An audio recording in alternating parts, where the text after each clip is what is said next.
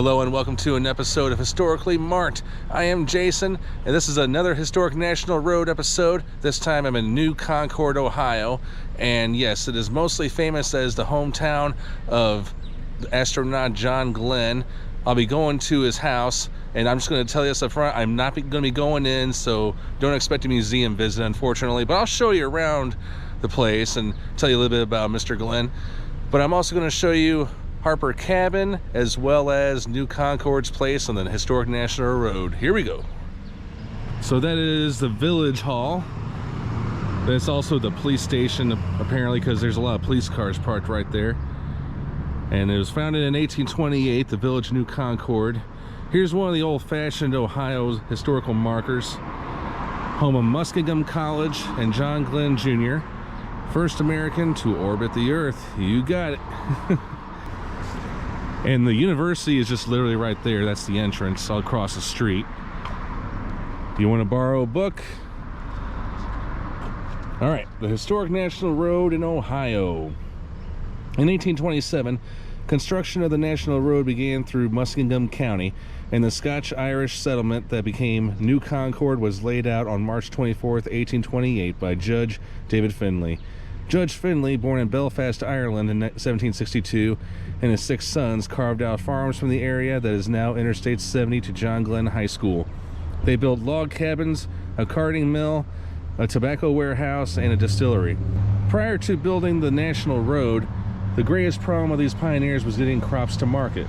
The road led to the growth of this pike town, and within 2 years, the town population was 32. By 1833, it was 75. And in 1837 it was 200. And this talks about the Harper Cabin, which is just right there. And this talks about Muskingum College. Well, now it's a university, but it goes back to 1837, 1 year before the town's founding. But it became a university in 2009. Oh, would you look at this? They also have brochures if you want to go on a historical walking tour. I may just do just that, even though I probably won't end up going to all the places. And here is the Harper Cabin. Don't mind that Pepsi truck. There's a couple markers here. This one is about Harper himself. Robert Francis Frank Harper, who was born in this cabin, joined his brother William Rainey in studying ancient languages. He became one of the world experts on the ancient people of Assyria. Harper directed the expedition to Babylonia for the Oriental Exploration Fund. He edited the American Journal of Semitic Languages, directed the American School for Oriental Study and Research in Palestine, and was a fellow of the Royal Geographical Society in London. All right, let's see about this house here. Very old-fashioned. This log house, constructed by blacksmith Joseph McKinney, was the birthplace of Harper. And Harper graduated from Muskingum College at the age of 14, given his valedictory address in Hebrew. Wow. A gifted scholar, Harper earned a PhD in Semitic languages from Yale University at the age of 19. He was a nationally known biblical scholar, lecturer, and author. His vision of higher education led him to found the University of Chicago, a European-style university committed to freedom of intellectual inquiry. His views were shared by John D. Rockefeller, who financed the institution.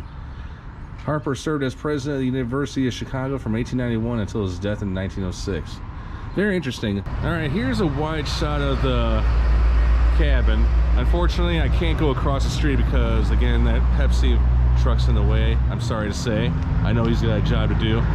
I'm going to go ahead and take you to the John Glenn Museum, just the outside of it, but if you're interested in more historical places, just pick up one of these pamphlets and do yourself a self-guided tour. All right, so that is the John and Annie Glenn Museum.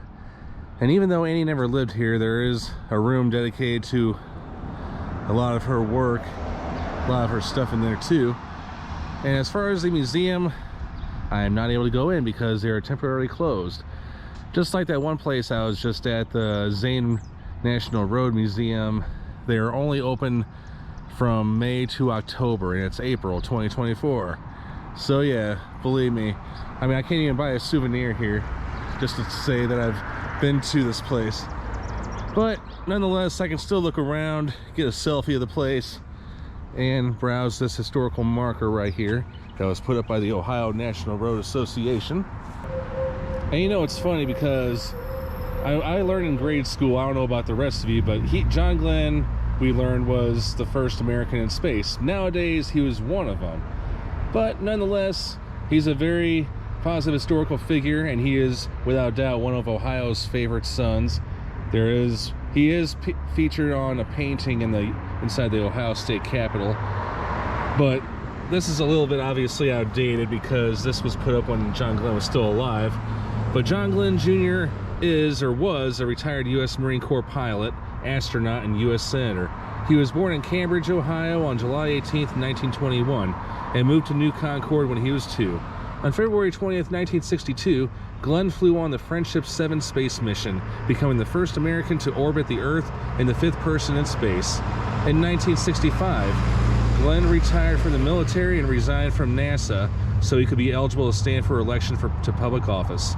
As a member of the Democratic Party, he was elected to represent Ohio and served in the U.S. Senate from 1974 to 1999. And in 1998, while he was in office, he became the oldest person to go into space, as he did a space adventure once again. He was 77 years old, but he did it for research purposes. And by the way, yes, Mr. Glenn passed away in 2016 at a Columbus hospital. He was 95 years old, so he lived a really long, great life. Sitting next to the Friendship 7 spacecraft in 1961. And then this is John and his wife Annie in a parade in New Concord on March 3rd, 1962, honoring the successful completion of the Friendship 7 spaceflight. And so the home was originally on top of a hill, looking up for the hill from the National Road, but the home has been moved here, as you can see, and it has been restored. And of course, it's now a museum and education center. And then here is a retro billboard. This was erected in 1962 to honor Mr. Glenn. So, like I said, unfortunately, I will not be able to go into the house for tours, but they do have, like, you can go inside John's bedroom. There's a room dedicated to Annie, because like I said, she didn't live here. But there's also a lot of memorabilia here, and there's a gift shop on the bottom. And if you want to park, I parked in the back. There is a small parking lot in the back.